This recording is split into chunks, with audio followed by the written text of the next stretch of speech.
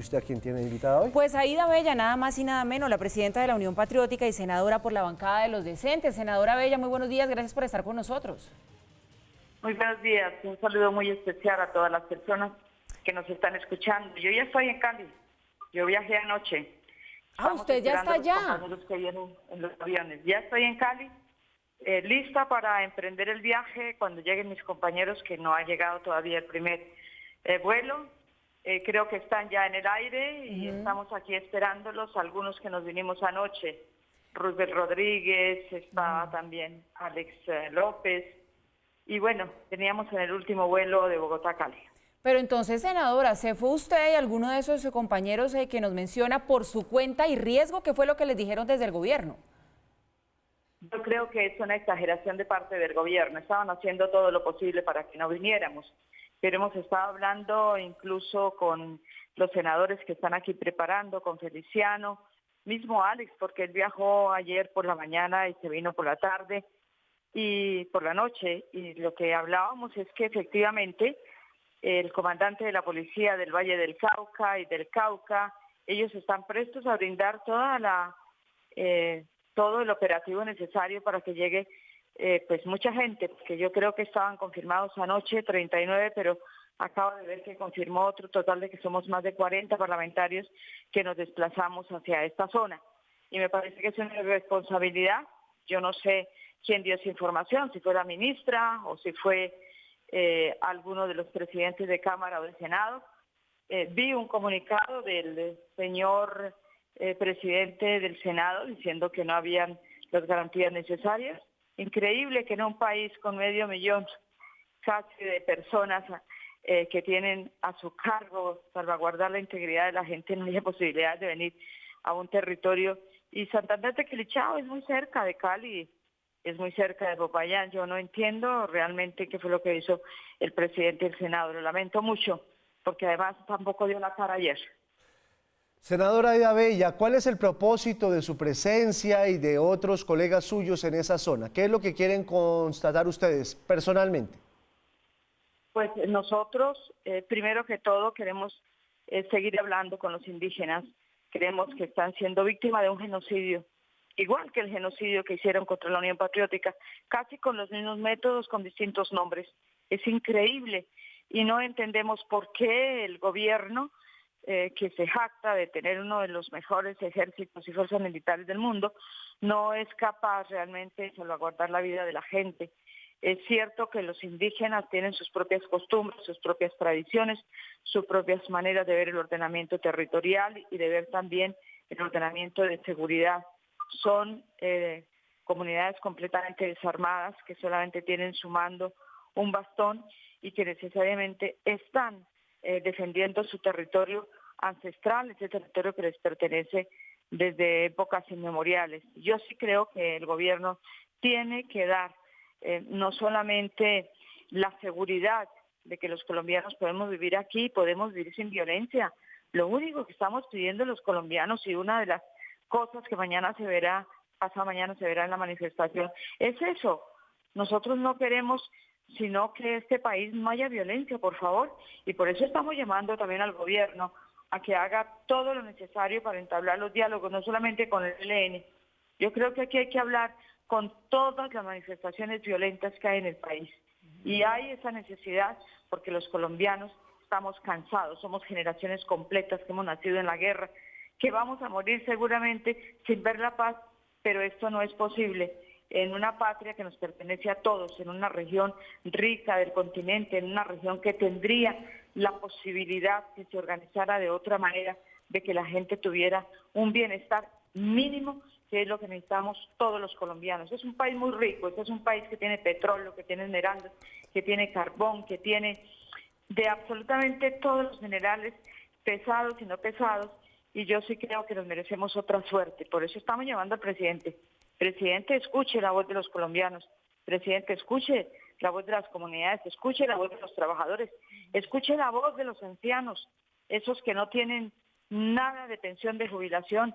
Aquí no es posible que un campesino no esté pensionado en Colombia. Tenemos más de 2 millones y casi 3 millones de personas mayores de 60, 62 años que no tienen una pensión de jubilación. Y yo creo que ese es un clamor general. Los ancianos en este país pasan muchas necesidades, mientras otros se gastan la plata indebidamente.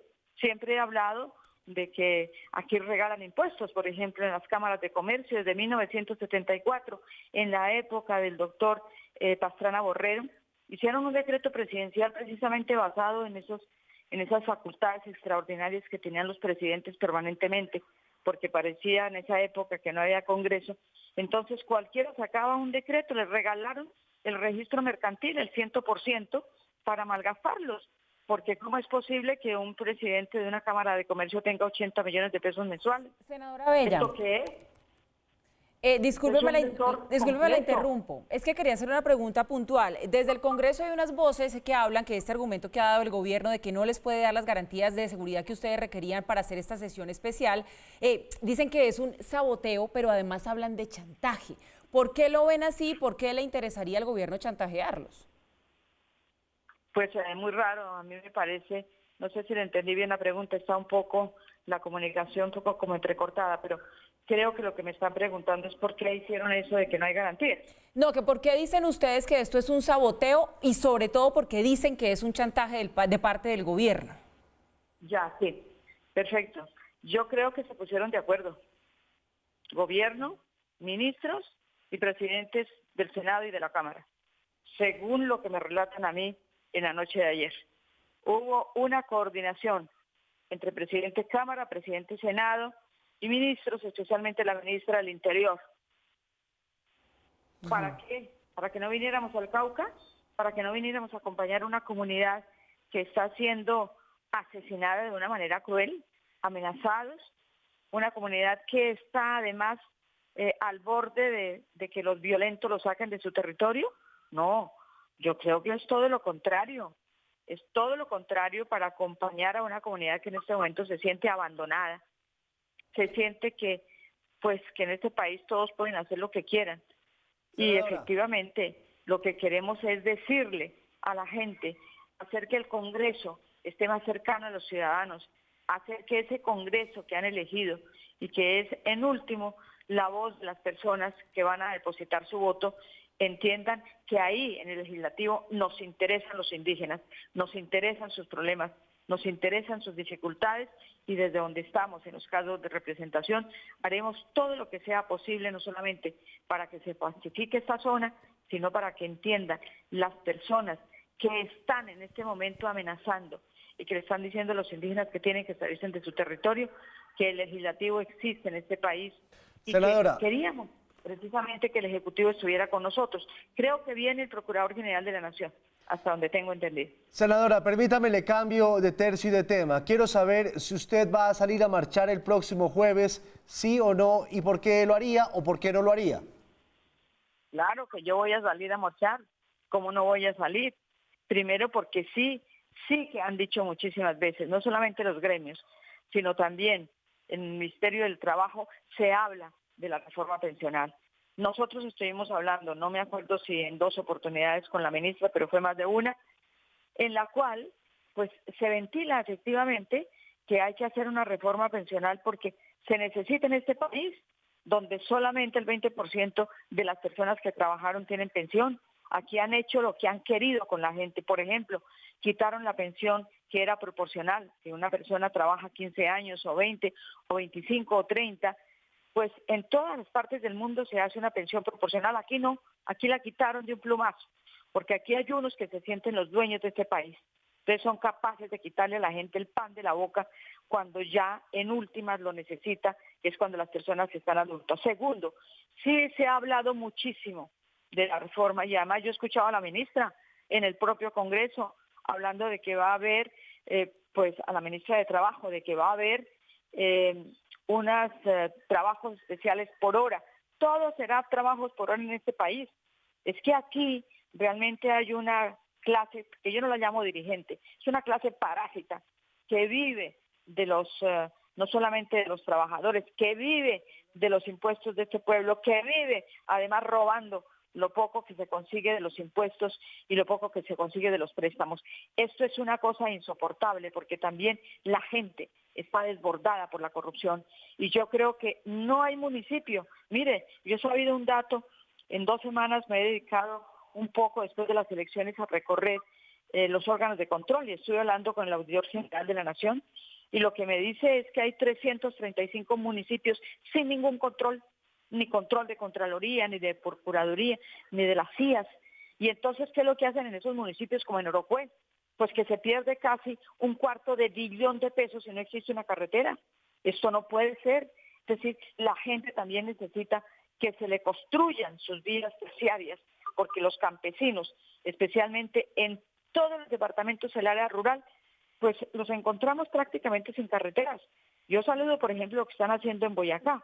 En Boyacá están construyendo carreteras, estuve en la zona del occidente, estuve en Coscuez y vi que estaban construyendo carreteras y los campesinos realmente se sienten retribuidos, pero hay otros departamentos donde uno no encuentra ni siquiera a 15 minutos de la capital, pues carreteras para los campesinos y además nos desbordan estos peajes.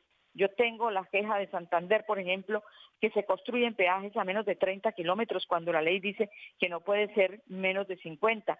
Y así en todas partes, en el norte, en el sur, en el Arauca, por ejemplo, en las zonas petroleras. ¿Ustedes creen que estos municipios que son supremamente ricos en petróleo no tengan ni siquiera carreteras? Le hablo de Arauquita, le hablo de Arauca, Sí. le hablo de Orocué, que es el tercer municipio donde sacan petróleo y no tiene una carretera hacia Yopal. Esto yo creo que es una humillación para los campesinos. Pues Estamos bien. desbordados. Y además la ruina del campesinado. Ayer se me quedaron unos ajos que compré en Carulla del Paraguay, ajos chinos. ¿Podemos creer eso, que se estén importando ajos? ¿Dónde está el gobierno? ¿Dónde está la defensa del campesinado?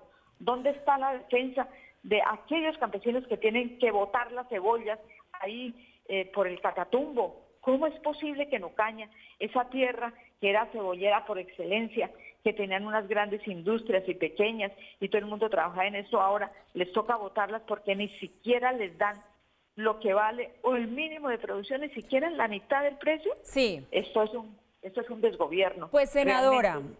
senadora Aida Bella, queríamos escuchar estas razones. Muchísimas gracias por estar con nosotros y bueno, mucha suerte también en esta sesión especial que planean realizar usted y unos compañeros allí en el Cauca. Feliz día. Les agradecemos muchísimo y un saludo especial para todas las personas que nos escucharon.